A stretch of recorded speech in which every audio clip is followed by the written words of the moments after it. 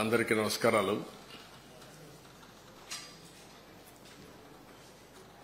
ఏదైతే ముఖ్యమంత్రిగా ప్రమాణ స్వీకారం చేసిన తర్వాత అనేక కార్యక్రమాలకు శ్రీకారం చుట్టి రాష్ట్రంలో 5 సంవత్సరాలు జరిగిన విధ్వంసం గాని,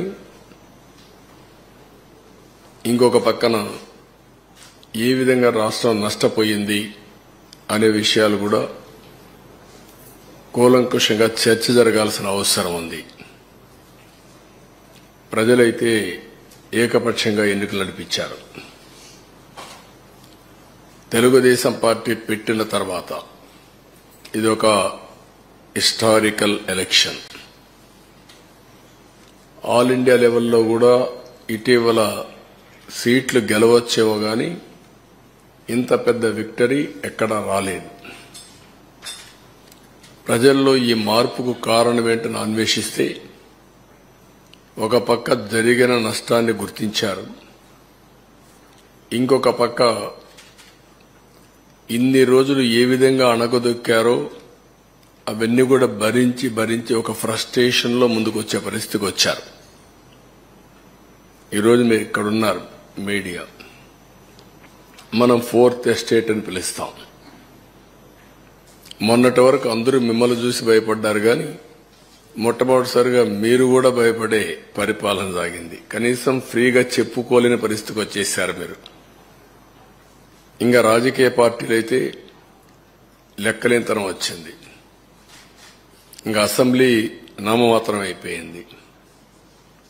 ఈవెన్ కోర్టుల్లో కూడా వాళ్ళని కూడా బ్లాక్ మెయిల్ చేసే పరిస్థితికి వచ్చారు. కోర్టులు కూడా అంటే మనం చూసాం, సోషల్ మీడియాలో పెట్టి జడ్జెస్ను కూడా క్యారెక్టర్ అసాసినేషన్ చేసే పరిస్థితికి వస్తే వాళ్ళు సిబిఐ ఎంక్వైరీ చేసే పరిస్థితికి వచ్చారు. ఏ విధంగా సోషల్ యాక్టివిస్ట్ అయితే ఇంకా మనం చూస్తున్నా చాలా భయంకరంగా ఉంది. ఇవన్నీ ఒక ఎత్తు అయితే, మేము ఎన్నికల ముందు చెప్పాం రాష్ట్ర పునర్నిర్మాణం జరగాలని. దానికి మేమందరం కష్టపడి పనిచేస్తామని చెప్పాం. మొన్నటి వరకు చేసింది మేము రాజకీయ ఆరోపణలు చేశాం. మాకుండే అరాకొర సమాచారాన్ని బేస్ చేసుకుని, మాకుండే లిమిటెడ్ మెషినరీ, పార్టీ అడ్మినిస్ట్రేషన్ లో ఉండే రిసోర్స్ అన్ని బేస్ చేసుకుని ప్రజా చైతన్యం తేవడం కోసం మీడియాలో మీరు రాసిన వార్తలు కూడా, టీవీల్లో మీరు చేసిన ప్రచారం గాని, ప్రింట్ మీడియాలో మీరు రాసినట్టు గాని, సోషల్ యాక్టివిస్టులందరూ సోషల్ మీడియాలో పెట్టినటువంటి వాస్తవాలన్నీ క్రోడీకరించి మేము కూడా మాట్లాడాం.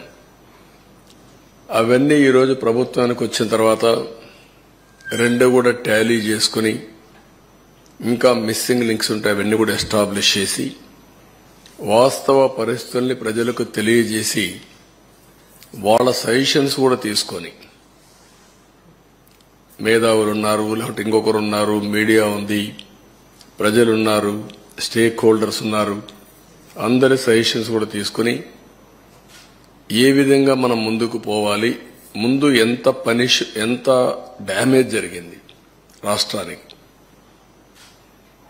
మళ్లీ ఇక్కడి నుంచి ఏ విధంగా మనం కోలుకోవాలి అనే విషయాలు మేము ప్రిపేర్ చేసే మునుపు వేరే మార్గాలు లేవు. మళ్లీ ముందుకు పోవడం తప్ప వేరే ఆలోచన లేదు. ప్రజలు ఒక నమ్మకం పెట్టి మేము ఒకటే చెప్పాము ఎన్నికల్లో, ప్రజలు గెలవాలి, రాష్ట్రం నిలబడాలి. ప్రజలు గెలిచారు, గెలవడానికి దోహదం చేశారు, ఒక హిస్టారికల్ తీర్పు ఇచ్చారు. రాష్ట్రం నిలబెట్టడం ఇప్పుడు అందరి బాధ్యత. అది మేము బాధ్యత తీసుకుంటాం. అదే సమయంలో ఎప్పటికప్పుడు ప్రజలు కూడా సహకరిస్తే తప్ప సాధ్యం కాదు. అందుకే మొట్టమొదటిసారిగా 7 వైట్ పేపర్స్ పబ్లిసైజ్ చేస్తున్నాం. సమయం కూడా తక్కువ ఉంది. ఒక పక్కన నిన్నటి వరకు ఫార్మాలిటీస్ అని మేము కంప్లీట్ చేయాలి. అది అయిన తర్వాత కేంద్రంలో బడ్జెట్ పెడుతున్నారు, ఇక్కడ బడ్జెట్ పెట్టాలి. కేంద్రంలో బడ్జెట్ పెట్టే ముందు మన సమస్యలన్నీ వాళ్ళ దృష్టికి తీసుకొచ్చి ఎంతవరకు వీలైతే అంతవరకు మనం ఫండ్స్ తెచ్చుకోవడం కానీ అదే మరి ప్రాజెక్టులు తీసుకోవడం కానీ ఇవన్నీ జరగాల్సిన అవసరం ఉంది. అందుకే ఒక 20-25 రోజుల్లో 7 పేపర్లు కూడా చర్చలన్నీ కంప్లీట్ చేసి మళ్లీ మేము అసెంబ్లీ సమావేశాలు పెట్టుకుని బడ్జెట్ కూడా ప్రవేశపెట్టాల్సిన అవసరం ఉంది. లేకపోతే మళ్లీ ఒక సంవత్సరం మనకు ఒక కన్ఫ్యూజన్ లో పోయే పరిస్థితి వస్తుంది. అందుకే మేము 7 సబ్జెక్ట్స్ కూడా మీకు ఒక ఐడియా ఉంది. మేము కూడా టైం టేబుల్ ఇస్తాం. దీనిపైన తరోగా చర్చ చేస్తాం. చర్చ చేసిన తర్వాత ప్రజలందరూ ఇచ్చిన సజెషన్స్ కూడా తీసుకొని వెబ్సైట్స్ అన్ని ఇప్పుడు ఇరిగేషన్ ఉంది. ఈ ఇరిగేషన్ ఒక వెబ్సైట్ ఓపెన్ చేస్తాం. టోటల్ డాక్యుమెంట్స్ అన్ని అందులో పెడతాం. ఎందుకంటే ఒక అలవాటు అయిపోయింది. ఏది చేసినా ఎదురుదాడి చేయడం, ఒక మీడియాలో ఇదే పనిగా వాళ్లకు క్రెడిబిలిటీ లేకపోయినా విశ్వసనీయత లేకపోయినా చెప్పిన తప్పులే 100 సార్లు చెప్పి ప్రజలను నమ్మించే ప్రయత్నం చేయడం, దానికి చెక్ పెట్టాల్సిన అవసరం ఉంది. దానికోసమే ఈరోజు మా ప్రయత్నం. తప్పకుండా ఎప్పటికప్పుడు వాళ్ళు చెప్పినట్టన్నిటికీ కూడా ప్రజలే సమాధానం చెప్పే విధంగా ప్రజా చైతన్యాన్ని తీసుకొస్తాం. ఇప్పుడు ఫస్ట్ తీసుకున్న పేపర్ మేము చూస్తే 2 భాగాలున్నాయి. కానీ మొదటి భాగం పోలవరం, రెండవది ఇరిగేషన్ ప్రాజెక్ట్స్, సాగునీటి ప్రాజెక్టులు. ఈరోజు మేము సాగునీటి ప్రాజెక్టులు తీసుకోవడం లేదు. ఆంధ్రప్రదేశ్ రాష్ట్రానికి సాగునీటి ప్రాజెక్టుల అవసరం చాలా ఉంది.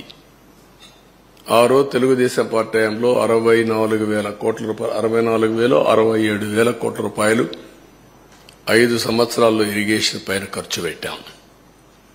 ఇప్పుడైతే మెయింటెనెన్స్ కూడా ఇవ్వలేని పరిస్థితి వచ్చింది. అవన్నీ నేను కూడా ఒక వారం తిరిగాను.